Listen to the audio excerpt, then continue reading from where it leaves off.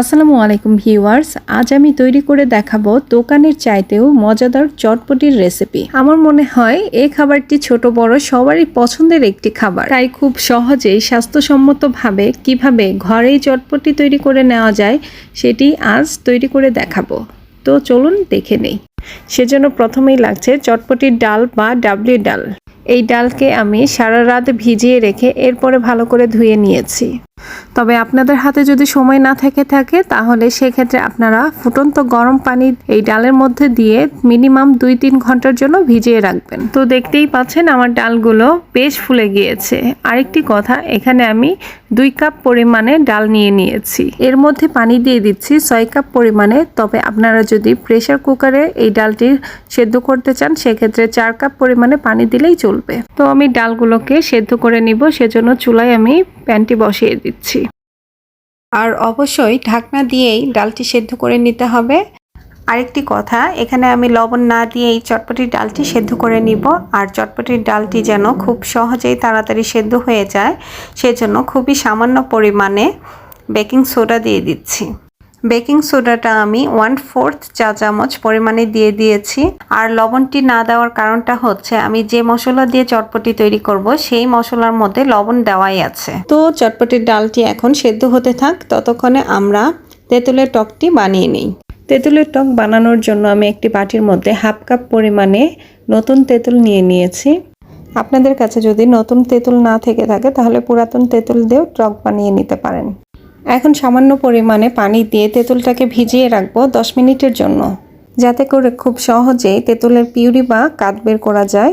তো 10 মিনিট পর তেঁতুলটা বেশ সফট হয়ে এসেছে। এখন আমি এভাবে ডলে ডলে তেঁতুল থেকে পিউরিটা বের করে নিব।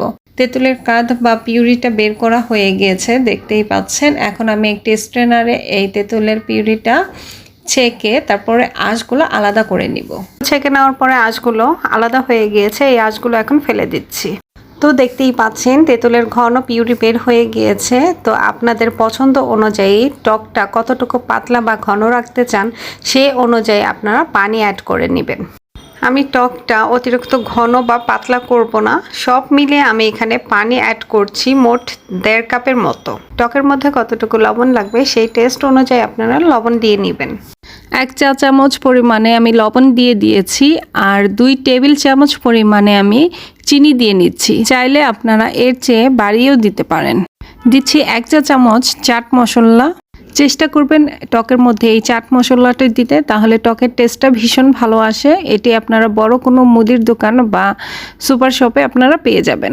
1/2 চা চামচ দিয়ে দিচ্ছি চিলি ফ্লেক্স। দিচ্ছি 1/2 চা চামচ বিট লবণ। একটি চামচের সাহায্যে আমি তেঁতুলের টকের মধ্যে সব উপকরণ ভালো করে মিশিয়ে নিচ্ছি। দেখুন তেঁতুলের ঘনত্বটা ঠিক এইরকম রেখেছি। আসলে তেঁতুলের টকের মধ্যে কোনো ধরা বাঁধা নিয়ম নেই, কতটুকু মশলা লাগবে আপনার পছন্দ বা আপনার মুখের টেস্ট অনুযায়ী সব উপকরণগুলো দিয়ে নেবেন। তো তেঁতুলের টকটি আমার বানানো হয়ে গিয়েছে। এখন আমি চলে যাচ্ছি চটপটির ডালের কাছে। চটপটির ডালটা ভালো করে সেদ্ধ করতে হবে, তবে গলিয়ে ফেলা যাবে না। চটপটির ডালটি আমার সেদ্ধ হয়ে গিয়েছে। এই পর্যায়ে আমি দিয়ে দিব মাঝারি সাইজের 2টি সেদ্ধ আলু, তবে আমি এই রকম করে ছোট ছোট কিউব করে কেটে নিয়েছি। দিয়ে দিচ্ছি একটি সেদ্ধ করে নেওয়া ম্যাশ করা আলু।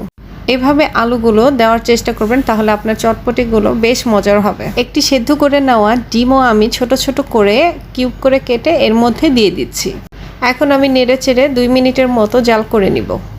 চটপটির ডালটি একটু পাতলা অবস্থায় রেখে এরপরে মশলা অ্যাড করতে হবে, কারণ পরবর্তীতে অনেকটা ঘন হয়ে যাবে। তো 2 মিনিট জাল করে নেওয়ার পরে আমি এর মধ্যে রাঁধুনি চটপটির মশলা ব্যবহার করছি। এখানে আমি 3 টেবিল চামচ পরিমাণে চটপটির মশলা দিয়ে দিয়েছি। এখন চটপটির মশলাটা দেওয়ার পরে চামচ দিয়ে নেড়ে চেড়ে জাস্ট 2 মিনিট রান্না করে নিব, মশলার কাঁচা গন্ধ যাতে না আসে। তবে মশলা দেওয়ার পরে বেশিক্ষণ জাল করে নেওয়া যাবে না, তাহলে চটপটির টেস্টটা নষ্ট হয়ে যাবে। তো আমার চটপটিটি রান্না হয়ে গিয়েছে, এখন আমি চুলা থেকে নামিয়ে নিব। আবারও বলছি, একটু পাতলা রেখেই চটপটিটা নামিয়ে নিতে হবে, তা না হলে পরবর্তীতে বেশি ঘন হয়ে যাবে। তো চুলাটি আমি এখন বন্ধ করে দিয়েছি। এই পর্যায়ে আমি দিয়ে দিচ্ছি সামান্য পরিমাণে বিট লবণ দিয়ে নেড়েচেড়ে একটু মিশিয়ে নিচ্ছি। মিশিয়ে নেওয়ার পরে একটি সার্ভিং ডিশে আমি চটপটিগুলো ঢেলে নিচ্ছি। চটপটির উপর দিয়ে আমি পেঁয়াজ কুচি, কাঁচামরিচ কুচি, কিছু ধনেপাতা কুচি দিয়ে নিচ্ছি। আর হাতের কাছে যদি ফুচকা থেকে থাকে তাহলে অবশ্যই চটপটির উপর দিয়ে ভেঙে তারপরে দিয়ে নেবেন। এতে করে চটপটির টেস্টটা আরও বহুগুণে বেড়ে যাবে। একটু আগেই যে আমরা তেঁতুলের পিউরি বের করে তেঁতুলের টক বানিয়ে নিলাম, সেই টকটি এখন চটপটির উপর দিয়ে দিচ্ছি। টকটা আপনাদের পছন্দ মতো দিয়ে নেবেন। এই পর্যায়ে একটি সেদ্ধ ডিম আমি সবজি গ্রেটার দিয়ে এভাবে উপর দিয়ে গ্রেট করে দিচ্ছি। এতে করে চটপটিটা দেখতে আকর্ষণীয় লাগে এবং চটপটিটা খেতেও ভীষণ ভালো লাগে। যারা এখনও আমার চ্যানেলটিকে সাবস্ক্রাইব করেননি তারা অবশ্যই আমার চ্যানেলটিকে সাবস্ক্রাইব করে রাখুন। আর ভিডিওটি ভালো লাগলে অবশ্যই একটি লাইক দিবেন। সবাই ভালো থাকবেন। আল্লাহ হাফেজ।